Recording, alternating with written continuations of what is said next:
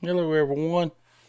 It's Big Dan with Southern Extreme Podcast. I was just getting on here. We're going to talk about a little bit of college football with about our LSU Tigers.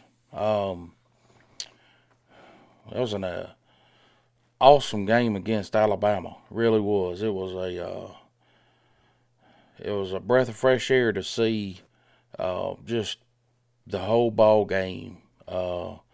Guys just playing hard, just going at it. Like I said, we probably can't say enough about Harold Perkins, about the upside to that kid. He is awesome. Um, just an absolute beast. The defense is doing just a phenomenal job. Um, just each week looks like they're getting better and better and better. Matt House is doing an awesome job. Uh, it's been a long time since we felt this good about the LSU team, other than the 2019 year. Um, but they're pretty, they're building pretty solid. The offensive line, they're getting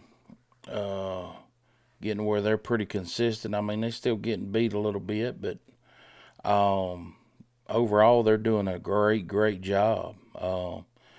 They're pretty close, pretty even across the board with the yardage, rushing versus passing yards, and um, just consistent, real good play calling. From what I can see, just everybody's doing a great job, and that just comes from the top, from the coaching. Brian Kelly's doing a phenomenal job. The assistants are doing a great job. Special teams is doing a whole lot better. Um, but anyhow, the win against Alabama was a awesome ball game, and it was a great win, and it has helped us, immensely on the recruiting trail.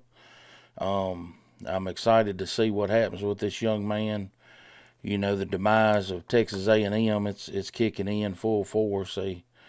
This Anthony Young Jr., he's supposed to be a 5-star number one linebacker. He decommitted, so he's back on the recruiting trail. So it'll be exciting to see if LSU can entice him. He'll be in the 23 class, so it'd be good to get him to go with put up there with Harold Perkins. Um, but anyhow, we got this week. We got Arkansas. We're playing this week. Will be 11 o'clock game, early game. It's going to be tough. Alabama's a very emotional game. It's always tough to bounce back on after those. But I think I feel pretty good about it. We're looking good. Like I said, everything's flowing good.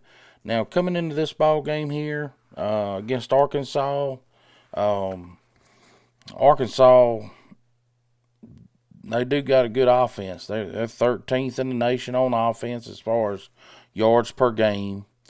Um, Now LSU, they're going to come in at 32 yards per game.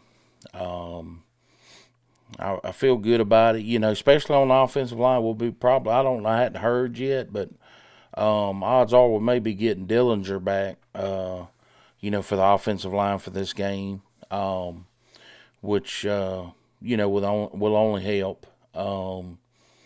So that'll be a good thing if we can get him back. And then now the thing about Arkansas is their defense is struggling. They're coming in at 116th in the nation right now, giving up yards per game, where LSU is 44 coming into this ball game. So that's where, like I said a couple podcasts before, it's about where LSU's been rolling just about the whole years, right in between the around 30 and 40 on both, offensive defense. So they're staying consistent. The